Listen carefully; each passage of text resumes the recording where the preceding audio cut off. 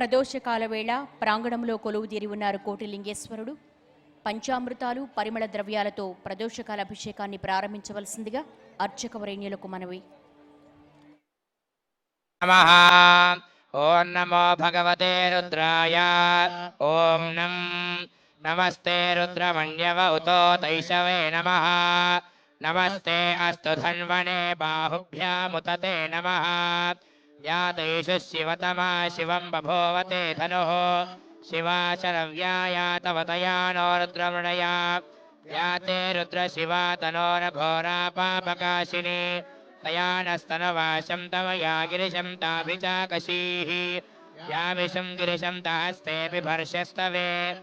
शिवाङ्गिरित्यताङ्कुरमाहि गुंसेः पुरुषं जगत्. शिवेन वचसा त्वा गिरिशाच्छा वदामसि. यथा नः सर्वमिज्जगनयक्ष्मगो सुमना असद. अध्यवोचतधिभक्ता प्रथमो देव्याभिषक. अहेगुश्च सर्वां जम्भयन् सर्वासयातु धान्यः. ताम्रारुणौ तवभ्रः सुमङ्गलः.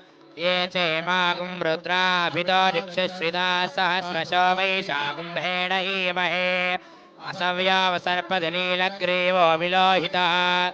उतैनं गोपादशन्नदहार्यः. उतैनं विश्वाभूतानि सदृष्ट्वा मृडयातिनः. नमोऽस्तु नीलग्रीवाय सहस्राक्षाय मीडुषे.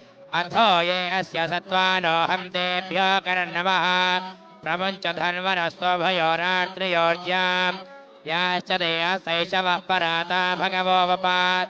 अवतत्य धनस्वगं सहस्राक्षशते सुधे. निशीर्यशल्यानां मुखा शिवो नः सुमना भव.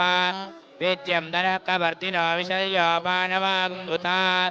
अनेशन्नस्येशव आभुरस्य निशिं गतिः.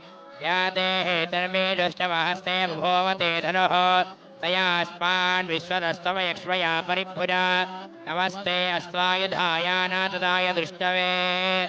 उभाभ्यां ते नमो बाहुभ्यां तव धन्वने.